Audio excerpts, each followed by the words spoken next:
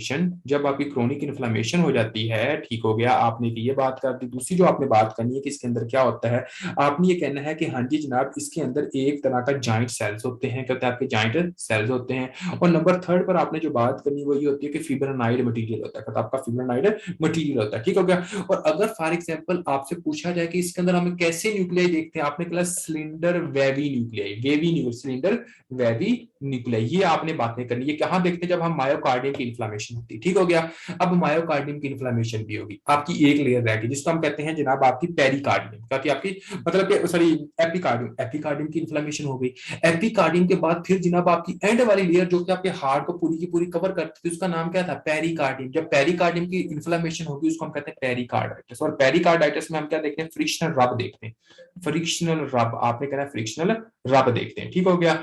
और जब ये तीनों लेयर्स की इन्फ्लामेशन हो जाएगी तो इसको हम क्या कहते हैं, एक तरह का पैनकार्डाइटिस कहते होते हैं। देखें, सबसे पहले आपने कहना है कि होता क्या है कि आपका एक group A beta haemolytic pathogen होता है, वो जनाब आपकी बॉडी के ऊपर अटैक करता है। जब आपकी बॉडी के ऊपर अटैक करेगा, skin infection, respiratory track infection हो सकती है। 97% बंदे के अंदर बंदा बिल्कुल ठीक हो जाता है। 3% बॉडी जो होती है उसके अंदर ये होता है कि आपकी जो बॉडी होती है उसके अंदर एम प्रोटीन होती है, और आपका जो ग्रुप ए बीटा हिमोलिटिक जो होता है उसके अंदर एम प्रोटीन होती है। और ये जो एम प्रोटीन होती है, जो हमारा इम्यून सिस्टम होता है, वो हमारी अपनी बॉडी को एज अ पैथोजन समझना शुरू कर देता है।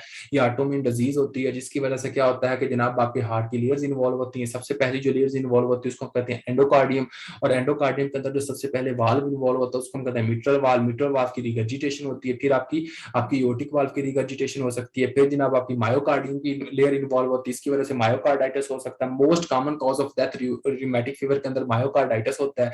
उसके बाद आपने बताना शॉक बॉडीज होती है, मिलती है हमें वहां पर। शॉक बॉडीज का मतलब क्या है कि क्रोनिक इन्फेक्शन चल रही है और इसके साथ क्या होता है, आपकी एक तरह का आपने कहना फिब्रोनाइड मटेरियल हमें मिलता होता है, और इसके साथ आपके जॉइंट सेल्स होते हैं, और आपने कहना है कि क्या होता है, सिलेंडर वेवी न्यूक्लियाई होते हैं, ठीक हो गया। उसके बाद आपकी पेरिकार्डियम इन्वॉल्व हो सकती है। जब आपकी पेरिकार्डियम इन्वॉल्व होगी उसको हम कहते हैं पेरिकार्डाइटिस। जब आपकी पेरिकार्डाइटिस होगी तो उसको हम कहते हैं एक तरह का फ्रिक्शनल रब। तो ये आपका हार्ट इन्वॉल्व हो गया, ठीक हो गया। अब हम आते हैं जनाब आपका, और इसके अंदर क्या होती है, देखिए इसके अंदर आपकी माइग्रेटरी ज्वाइंट पेन होती है। क्या होती है आपकी, मतलब कि माइग्रेटरी ज्वाइंट पेन होती है, माइग्रेटरी ज्वाइंट पेन होती है, आपने ये कहना है, ठीक हो गया। इसके अंदर और क्या होता है, इसके अंदर एरिथीमा मार्जिनोजम होता है, एरिथीमा मार्जिनोजम, आपने कहना हम एरिथीमा मार्जिनोजम देखते हैं, ठीक हो गया, एरिथीमा मार्जिनोजम देखते हैं। नंबर थर्ड हम इसके अंदर क्या देखते होते हैं, हम इसके अंदर देखते होते हैं जनाब आपका एक तरह का सीडन हैंड कोर्निया। क्या देखते हैं आपका, sedan hand cornea, Korea, Korea so not a cornea, Korea sorry. Korea का मतलब क्या होता है, कोरिया का मतलब होता है कि आपके जो हाथ की जो मूवमेंट होती है वो इरेगुलर हो जाती है, ठीक हो गया। क्या होती है, एक तरह की हाथ की जो मूवमेंट होती है वो कहती है एक तरह की इरेगुलर हो जाती है, उसको हम कहते होते हैं सीडन हॉर्न कोर्निया। और इसके अंदर हम क्या देखते हैं, सब क्यूटेनियस नोड्यूल्स देखते हैं, सब क्यूटेनियस नोड्यूल्स देखते हैं, ये आपने एक बात करनी है, ठीक हो गया। और नंबर 4 हमने किसको लिया था, आपका हार्ट इन्वॉल्व होता, वो मैंने आपको डिटेल में बता दी, और सबसे मोस्ट इंपॉर्टेंट जो था वो वही था, ठीक हो गया। अगर आपसे बंदा कोई पूछता है ना कि यार ये एरिथीमा मार्जिनेटम क्या होता है, तो आपने कहना है कि फॉर एग्जांपल ये आपका एक तरह का सुराख बना, ठीक है, मार्जिन से ये बहुत ज्यादा रेड होता है। जब ये मार्जिन से बहुत ज्यादा रेड होती है उसको हम कहते हैं एरिथीमा मार्जिनोजम, ठीक होगा, एरिथीमा मार्जिनेटम कहते होते हैं, ठीक है। तो ये सारे के सारे फीचर्स किसके अंदर होते हैं, ये सारे के सारे फीचर्स जो होते हैं ये जनाब आपकी एक तरह के रूमेटिक फीवर के अंदर होते हैं। कहां पर होते हैं, आपके रूमेटिक फीवर के अंदर होते हैं। और उसके बाद और क्या होता है जी, ट्रंक और लिम्स के अंदर मोस्टली इन्वॉल्व करते होते हैं। उसके बाद आपने कहना है कि इसके अंदर फीवर हो सकता है, क्या हो सकता है, आपका फीवर हो सकता है, ठीक है। अब देखें, अगर फॉर एग्जांपल क्वेश्चन ऐसे आता है कि एक बच्चा था मतलब एक पेशेंट आता है, उसको जनाब मिट्रल रिगर्जिटेशन है, सिम्टम्स है हार्ट के, यानी कि हार्ट की बात की हो, और उसके बाद उसने बात की कि उसको कोई ना कोई स्किन इन्फेक्शन थी या रिस्पिरेटरी ट्रैक इन्फेक्शन थी जब वो चाइल्डहुड में था, तो आपने कहना ये भाई है रूमेटिक फीवर। आपने सीधी बात करनी कि ये है रूमेटिक फीवर पक्का। मोर मतलब कि बंदे को कंफर्म ये जो होता है वो रूमेटिक फीवर का पता चलता होता है, ठीक हो गया।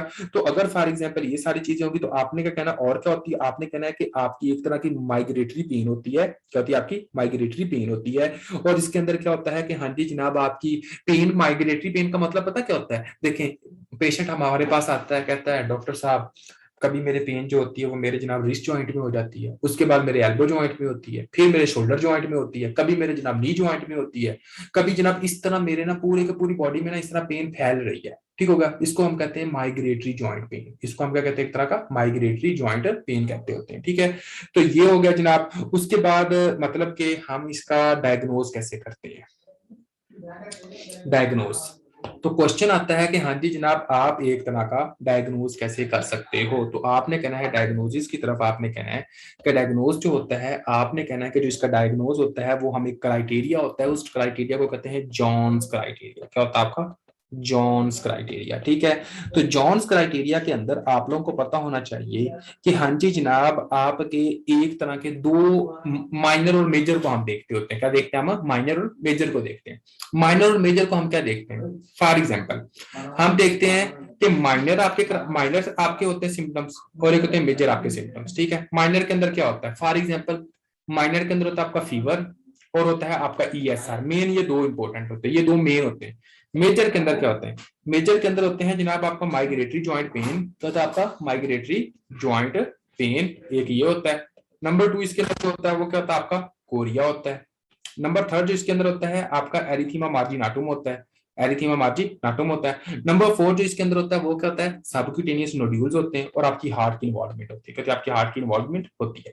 तो ये आपके मेजर होते हैं। ठीक है, हाँ जी, कोई ऐसा बंदा जो जॉन्स क्राइटेरिया के बारे में बताएगा कि हाँ जी जनाब आपका कितने मेजर और कितने माइनर हो, तो फिर हम कहते हैं आपके कितने मेजर और कितने माइनर हो, तो हम कह सकते हैं कि हाँ जी जनाब ये आपका एक तरह का मतलब के पेशेंट है आपका न्यूमैटिक फीवर का।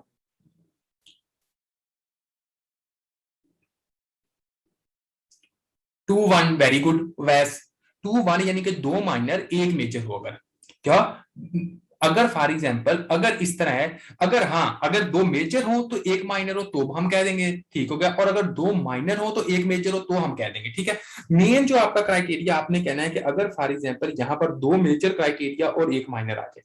फॉर एग्जांपल आपके पास एक फीवर वाला पेशेंट है, एक बंदा कहता है मुझे फीवर है, साथ वो कहता है मुझे माइग्रेटरी जॉइंट पेन, और साथ वो कहता है कोरिया के सिम्टम्स है, या सबक्यूटेनियस नोड्यूल्स है, या फिर एरिथीमा मार्जिनाटुम है, या हार्ट की इन्वॉल्वमेंट है, तो आपने कहना कि ये बंदा जो वो रूमेटिक फीवर का पेशेंट है। वो किसका पेशेंट है, आपका रूमेटिक फीवर का पेशेंट है। तो इसको हम कहते हैं जॉन्स क्राइटेरिया। क्या कहते हैं, आपका जॉन्स क्राइटेरिया। अब हम आते हैं आगे और आगे देखते हैं कि हाँ जी जनाब क्या हिसाब होता है। आगे ये हिसाब होता है कि हम इसके अंदर एक तरह की जो एंटीबॉडीज होती हैं वो जनाब आपकी बड़ी होती हैं। वो एंटीबॉडीज कौन सी होती हैं, एंटी डीएनएज बी टाइटर, आपकी एंटी डीएनए बी टाइटर एक ये इंक्रीज होती है, नंबर 1। और number 2 anti ASO, anti ASO, यानी कि आपने ये कहना है कि एलिवेटेड एएसओ। ठीक होगा, एएसओ ये इंक्रीज होती है। ठीक है, तो ये जनाब दोनों आपकी बड़ी हुई होंगी, तो ये जनाब आपका क्या होता है, एक तरह का रूमेटिक फीवर का पेशेंट होता है। और रूमेटिक फीवर का जो बंदा होता है उसका ट्रीटमेंट क्या होता है, उसको हम एक तरह की एस्पिरिन देते हैं, साथ उसके हम क्या करते हैं, एक तरह की मतलब के हम उसको एंटीबायोटिक्स देते हैं। प्रोफ्लेक्सिस के तौर पर आप क्या यूज करते हो, ये एमसीक्यू आता है कि प्रोफ्लेक्सिस के तौर पर आपने क्या यूज करना है, तो आपने कहना है पेनिसिलिन जो होती है वो एज अ प्रोफ्लेक्सिस के तौर पर इस्तेमाल होती है। मेरी बात को गौर कीजिएगा, शाबाश। फॉर एग्जांपल कभी भी किसी डेंटिस्ट के पास आप चेकअप के लिए जाते हो ना, ठीक हो गया, तो आपने डेंटिस्ट को अपना चेकअप करवाने से पहले आपने एज अ प्रोफ्लेक्सिस के तौर पर एंटीबायोटिक यूज करना शुरू कर देनी है। क्यों, क्योंकि सबसे ज्यादा ये जो इन्फेक्शन फैलती है वो आपके डेंटिस्ट से फैलती होती है, बहुत ज्यादा डेंटिस्ट से फैलने के चांसेस होते हैं। ठीक है, तो अगर आप प्रोफ्लेक्सिस के तौर पर ही आपने मतलब एंटीबायोटिक यूज कर ली है पहले ही, ठीक है, तो अगर वो पैथोजन आपकी बॉडी में इंटर होता ही है तो वो वैसे ही उसको खत्म कर देंगे। ठीक है, तो ये जनाब आपका था पूरे का पूरा रूमेटिक फीवर, जिसमें हमने अक्यूट रूमेटिक फीवर को देखा। उसके बाद हम आते हैं जनाब आपका क्रोनिक वाला सीन क्या होता है, उसकी तरफ देख लेते हैं।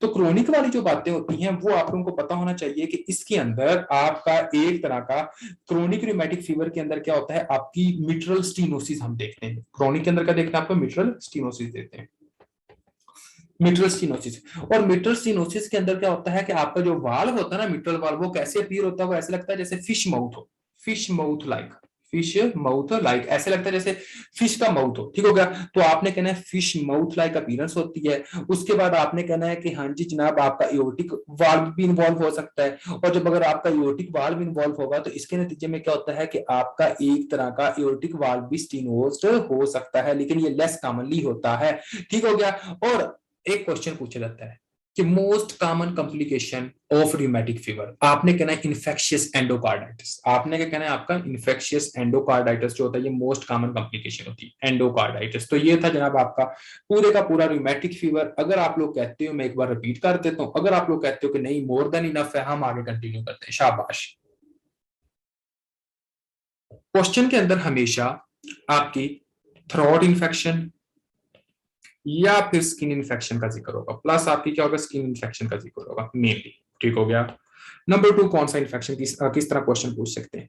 क्वेश्चन आपका कौन सा bacteria group A beta haemolytic pathogen, आपने बताना है group A beta haemolytic pathogen, ये आपने मेन इंपॉर्टेंट बात। नंबर 3 आपका कौन सा क्वेश्चन आपसे पूछा जाता है, आपका मेन मिट्रल वाल्व इन्वॉल्व होगा। मिट्रल वाल्व अगर अक्यूट फेज की बात होगी तो रिगर्जिटेशन होगी, क्या होगी आपकी, रिगर्जिटेशन होगी। उसके बाद आपका एओर्टिक वाल्व इन्वॉल्व होगा। ठीक हो गया। उसके बाद आप लोगों को पता चले कि most common cause of death, most common cause of death क्या होती है, तो आपने कहना है वो होती है मायोकार्डाइटिस। ठीक है। मायोकार्ड अशोफ बॉडीज हम किस में देखते हैं, अशोफ बॉडीज हम किस में देखते हैं, ठीक है। तो वो आपने कहना है कि अशोफ बॉडीज हम देखते हैं मायोकार्डाइटिस में। नंबर 7 जो क्वेश्चन आपका एमसीक्यू पूछा जाता है वो कौन सा होता है, ठीक है। आपने कहना है कि हाँ जी जनाब, आपका एक तरह की फ्रिक्शनल रब आप किस में देखते हो, फ्रिक्शनल रब आपने कहना है पेरिकार्डाइटिस में आप फ्रिक्शनल रब देखते हो, पेरिकार्डाइटिस में आप फ्रिक्शनल रब देखते हो। ठीक हो गया। उसके बाद आपने ये कहना है कि हाँ जी जनाब, आपके माइनर क्राइटेरिया कौन से, माइनर क्राइटेरिया कौन से इसके अंदर आते हैं, तो माइनर क्राइटेरिया के अंदर आपका फीवर प्लस आपका क्या होता है, एक तरह का यानी कि एक तरह का मतलब कि ईएसआर रेज होता है। मेजर क्राइटेरिया क्या होता है, मेजर क्राइटेरिया होता है, इस दोनों क्राइटेरिया को नाम क्या दिया जाता है, बहुत ज्यादा मेन इंपॉर्टेंट एमसीक्यूज है कि हम जनाब आपका रूमेटिक फीवर का जो डायग्नोज करते हैं वो किसके ऊपर करते हैं, आपने कहना जॉन्स क्राइटेरिया, क्या कहते हैं आपका जॉन्स क्राइटेरिया। अगर आप इसी को जॉन्स नाम ही देख लेना, GONES, इसी से देख लेना तो आपको यहां पर ही समझ आ जाएगी ये कहना क्या चाह रहा है। जी से क्या मतलब है, ज्वाइंट पेन, क्या आपका ज्वाइंट पेन।